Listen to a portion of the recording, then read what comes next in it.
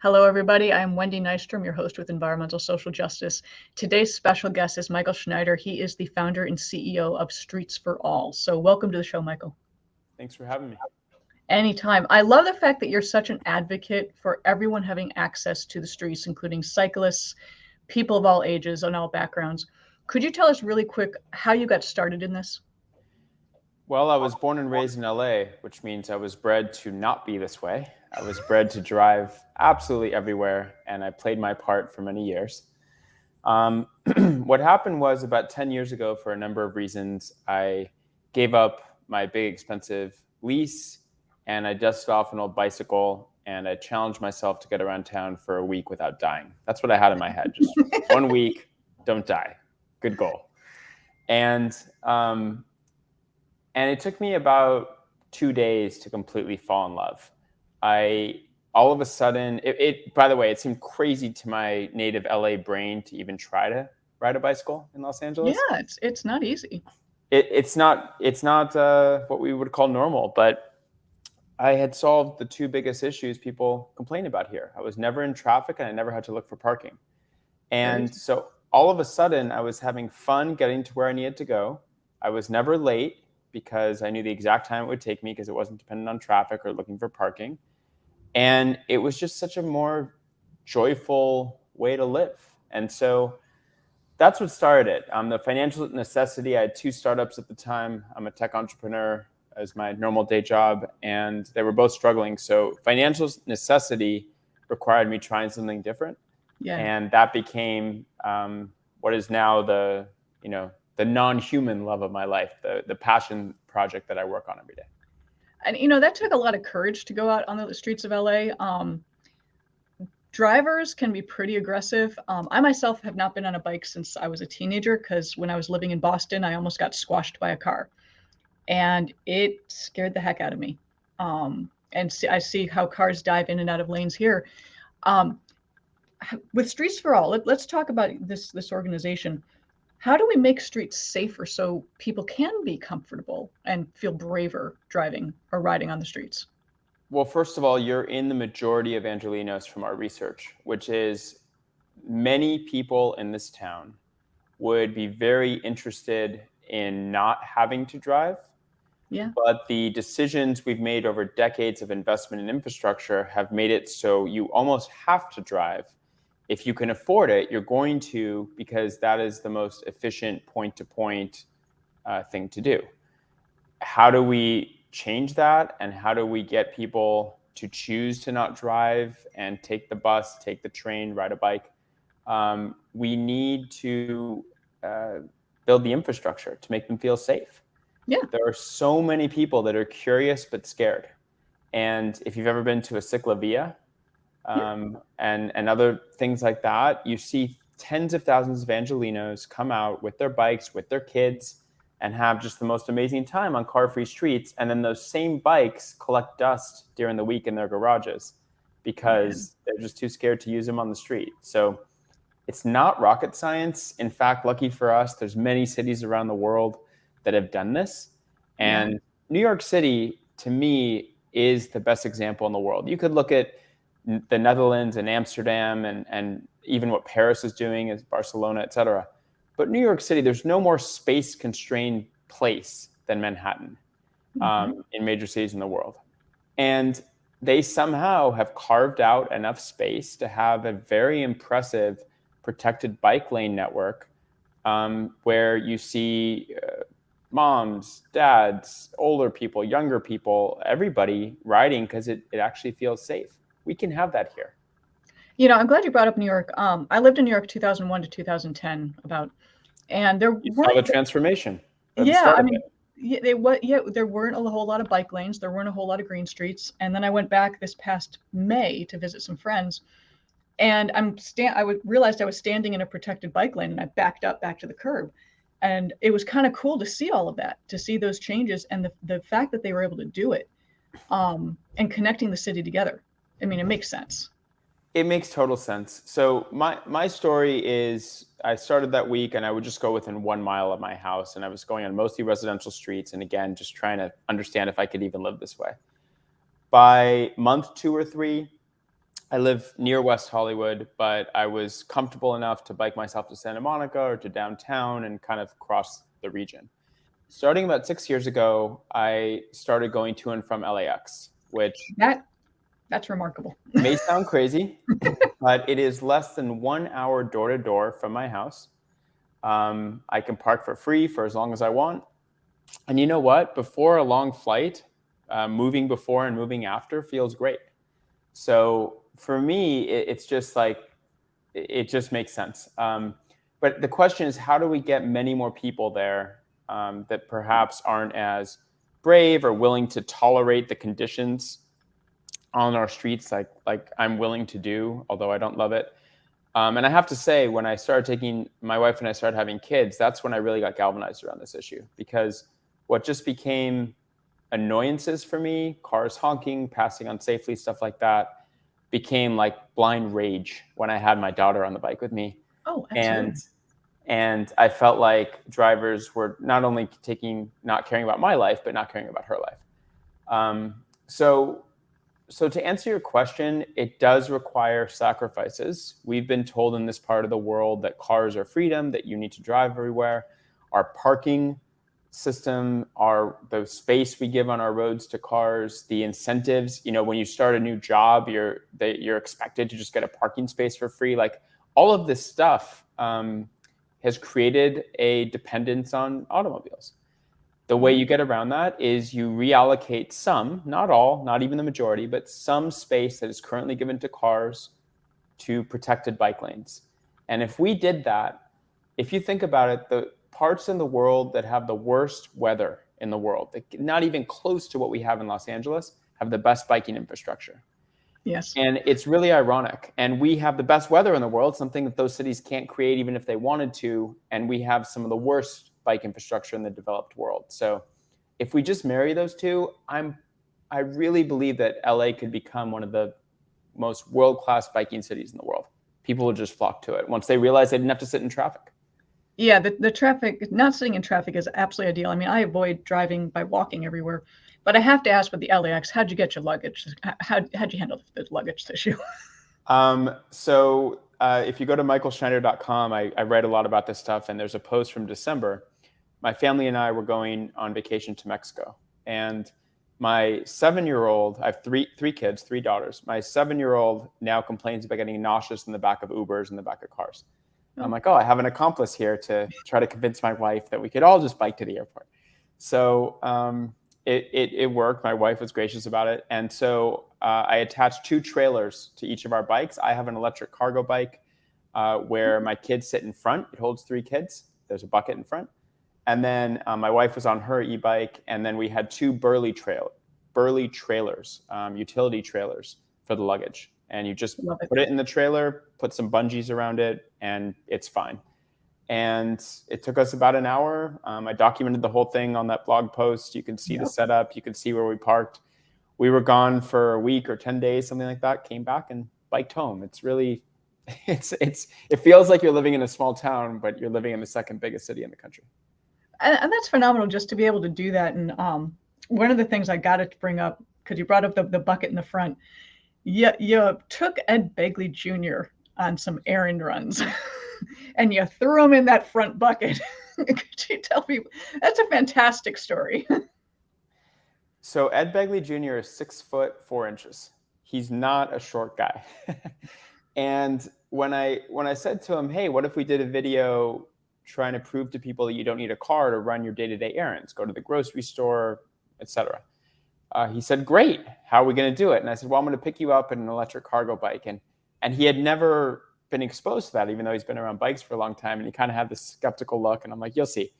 And the initial one I brought him was my own electric cargo bike where my kids sit. But mine doesn't have the biggest bucket. He tried to get in, and I eventually felt bad. He was like contorted, and I had to get him out of there.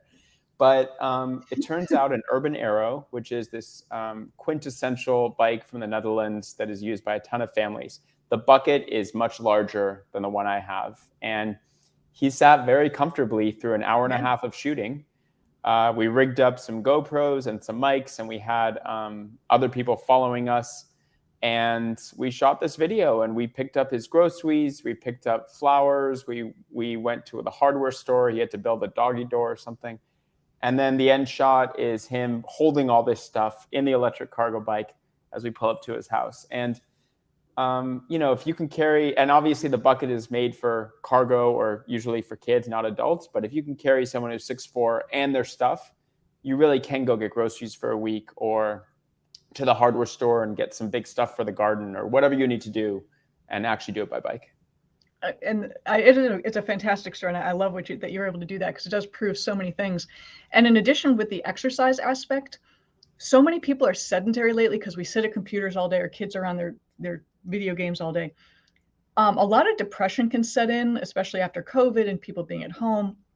I think the best thing that people can do for themselves is get exercise, get fresh air, be outside. I mean, that's just physical and mental health right there. You're completely right. I mean, the mood boost I get, it's literally an antidepressant for me to go on my bicycle. And the flip side of that, unfortunately, my brain is so addicted to it in my body that if I don't take a bike ride every 2 or 3 days, I start to get grumpy. I'm not such a good person. And I've thought about that a lot. I see people sitting in traffic at rush hour, and they never look happy. It's stressful. It's annoying. You'd rather be doing anything else. You'd rather be at the dentist getting your teeth cleaned or your filling dealt with than sitting in traffic. And yet it's something everybody does every day, and it's just soul crushing. And so It is. I don't think people have realized the impact that their daily commute and doing everything by car has on their mental health and their well-being in Los Angeles. Okay. And I promise you, if you just have the courage to bike to the grocery store instead, or bike, get a child seat and bike and drop your kid off at school or pick them up, you will just feel so much better. It's not my opinion. It is a medical fact that exercise creates endorphins, and endorphins make you feel good. And this really does that. The other thing I will say, and I've thought a lot about this. I live just off of Melrose, and of course there were pretty horrible riots in 2020 here, and a lot of destruction.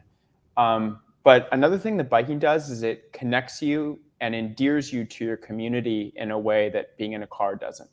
Because when you're in a car, you're surrounded by glass. If it's hot out, you don't care. You got the air conditioning on. If it's cold out, you've got the heater on. Like, it's perfect. It's this perfectly climate-controlled, ensconced bubble. Yeah. But you're missing the wind. You're not seeing the butterfly, the new cafe, the store, the person walking on the street, the cat or the dog on the street. You're usually either going too fast or too grumpy from going too slow. And what I will tell you is bicycles literally connect us more to our communities. And I actually think it creates empathy for others. You meet others, you see other people. You're more exposed and more vulnerable, and then therefore more likely to be hopefully empathetic to others. And I really think we would have a better city if everyone was on bikes, just for that reason, that we would all feel way more connected than in our disconnected, metal boxes. Yeah, it's an isolation cube that does, keep you away from everybody, and that anger does dwell. Like when you're stuck in traffic, or someone cuts you off, or someone, goes down the breakdown lane and then cuts you off, you really build up that anger. I will add that even though I'm not, I will work on the cycling. I do have a rather broken down. I'll take you out. I need tires. I got to fill those tires. I'm happy to pump up your tires and take you. It's one of those little things. But the funny thing is, when I walk everywhere, I'll smell the cafes in the morning making bagels or bread or waffle cones, which best smell in the world. And it is kind of enlightening to do that. Or a fireplace in the winter, right? Like it just connects you. Yeah. Maybe Californians don't want to smell fire, but everywhere else, yes. Fireplace. Fireplace. Not wildfire. Different thing. But now you are a nonprofit. I believe you're a 501c4, which is a little bit different. Are you looking for volunteers, people to join you, people to donate? How can they help you get this up off the ground? So the good news is we're very much off the ground. Started this thing in 2019. I'm showing you our logo because, by the way, I just want to point out, we are not anti-car. There's a car in our logo. So we're not trying to take away all the cars. We're just trying to make space for all these other modes and use cases. Absolutely. We can always, we are a 501c4. We also have a political action committee. We've successfully helped flip 4 out of the 15 LA City Council seats. We're very active in surrounding cities and getting the right people on council, which makes our job easier. We have gotten a dozen pieces of legislation through Sacramento and signed by the governor in the last few years. We've got 11 pieces this year, 10 of which are still alive. So we're very active at the local level and the state level. We always love volunteers. We especially love donations. And just at a bare minimum, we want people to get on our email list so we can tell them when there's a project in their area, we geo-target a lot, that they can fight for. A bike lane, a bus lane, a plaza, new trees, whatever it may be. If you sign up at streetsforall.org, we'll let you know when those opportunities exist, and you can send an email or make a phone call or come out and help us fight for the right things. I'm glad you offered that, because in my city, we are fighting for protected bike lanes.